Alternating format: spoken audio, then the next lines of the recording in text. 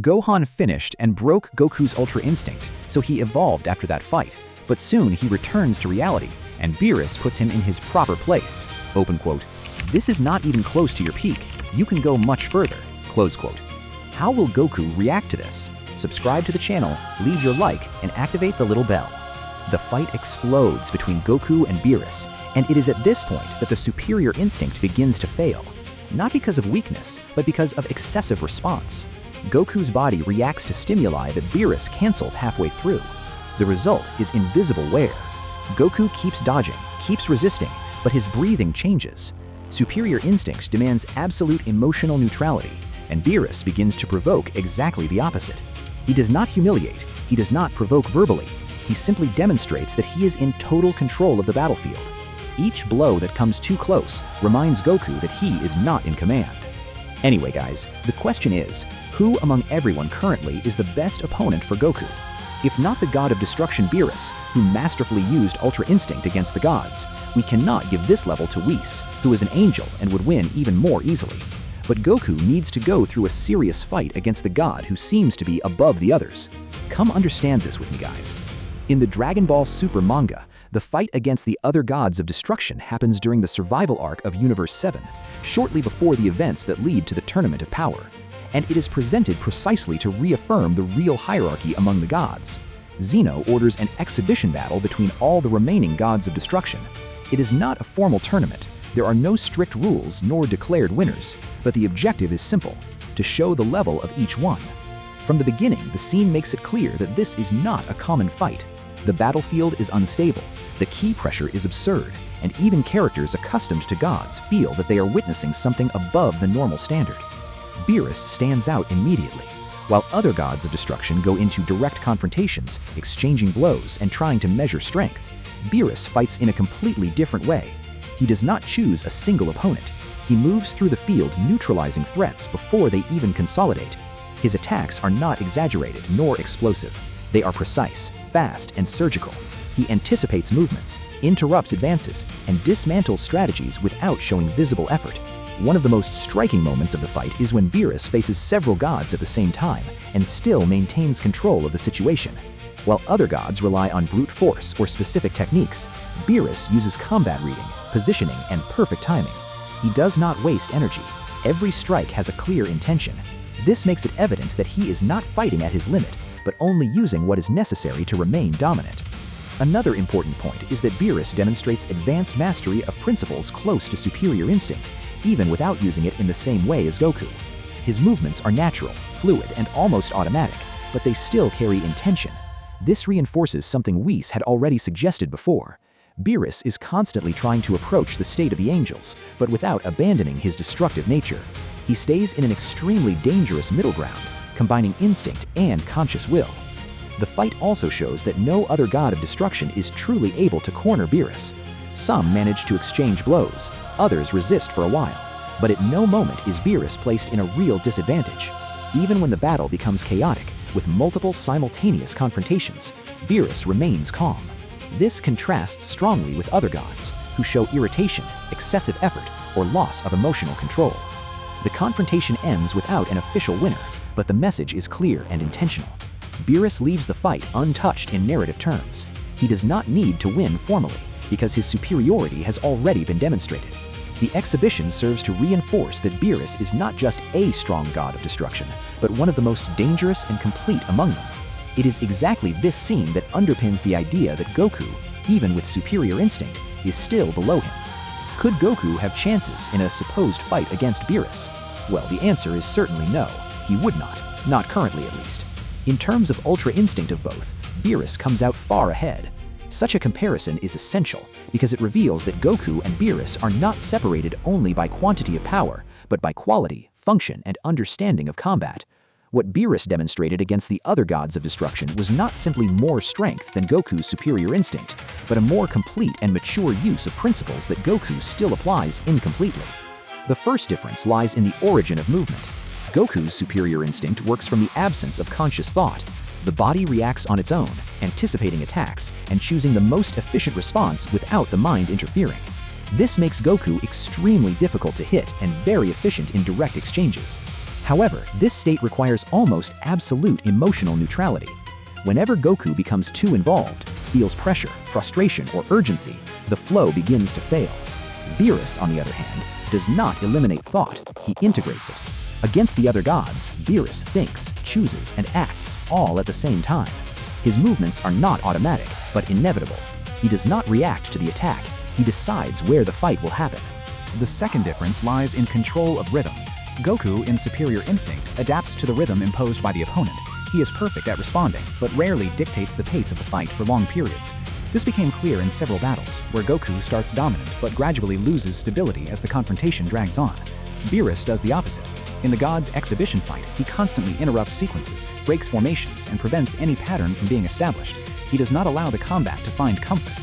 This ability to control rhythm is something that superior instinct, the way Goku uses it today, still does not provide. The third difference lies in intention behind the attack. Goku attacks when an opening appears. Beerus creates the opening before the attack even exists. He displaces the opponent, alters space, forces bad positioning. His blows often do not seek immediate damage, but destabilization. This is something Goku still does not fully master. Even in his most advanced state, Goku still fights like a martial artist seeking to surpass his opponent, while Beerus fights like an entity that imposes his will on the battlefield. Another crucial point is the relationship with damage. Superior instinct avoids being hit. It is defensive by nature, even when offensive. Beerus, as a god of destruction, does not need to avoid everything. He accepts small risks because he knows he can end the fight whenever he wants. This gives him strategic freedom. Goku, by relying on constant evasion, spends energy and concentration to remain untouched. Beerus chooses when to expose himself, which makes his style more flexible and less exhausting in the long run. There is also a clear difference in the use of energy. Superior instinct consumes Goku intensely. Even in its mastered version, physical wear is visible after prolonged battles. Beerus, on the other hand, demonstrated against the gods an absurd control of energy expenditure. He fights with total economy, using only what is necessary at each moment. This indicates that Beerus is not just at a higher level of power, but at a more advanced stage of understanding his own role as a combatant. Finally, there is the deepest difference, which is conceptual. Superior instinct is a technique, even if extremely elevated. It can be learned, trained, and perfected. What Beerus demonstrated is a function. He does not fight merely as someone who wants to win, but as someone whose existence is to maintain balance through destruction. Each movement carries authority. This is something Goku still does not possess, because Goku fights to grow, not to decide destinies. What Goku lacks, therefore, is not more speed, strength, or technical refinement. What is missing is total control of combat at a conceptual level. He needs to stop merely reacting perfectly and start imposing the flow of the fight, even in superior instinct. He needs to integrate intention without losing fluidity, think without locking the body, accept small risks without breaking the state. In other words, Goku needs to stop using superior instinct as a state and start living it as a permanent condition, something that Beerus already does partially and naturally. Until that happens, the difference between what Goku demonstrates and what Beerus demonstrated against the other gods of destruction will continue to be less about raw power and more about absolute maturity in combat. The first fight between Goku and Beerus happens at an absolute turning point for Dragon Ball, not only because of the scale of power presented, but because of what it symbolizes about limits that until that moment seemed definitive. Up to that moment, Goku had overcome everything with training, effort, and creativity. Beerus' arrival breaks that logic. For the first time, Goku does not face someone who wants to win or dominate the universe, but someone who is simply superior by function and nature. For that fight to happen, something unprecedented was necessary. Goku does not achieve Super Saiyan God by individual merit, but through a ritual involving other Saiyans with pure hearts. This already makes it clear from the beginning that he was not prepared for that level. The power was granted to him temporarily, almost like a loan. Even so, the impact was gigantic. When Goku assumes the divine form, he feels something different from anything he has ever experienced. His ki changes texture, his perception expands, and for the first time he believes he can truly face Beerus on equal footing. The fight begins in an almost respectful way. Beerus tests Goku with simple blows, evaluating his reaction, his adaptation, and his courage. Goku responds with everything he has, exploring the new form, adjusting his style, and growing with each exchange. There are moments when the confrontation seems balanced, especially when the shockwaves of their blows threaten to destroy the universe itself. This detail is fundamental because it shows that Goku, even without total mastery, was already touching a level of power that went beyond common physical scales.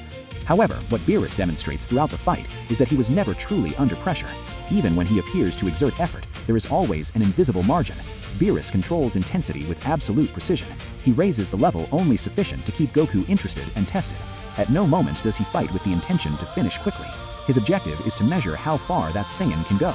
This posture becomes clear when Beerus admits at the end that he used only a fraction of his real power. Another important point is Beerus' behavior in the face of Goku's evolution during the fight.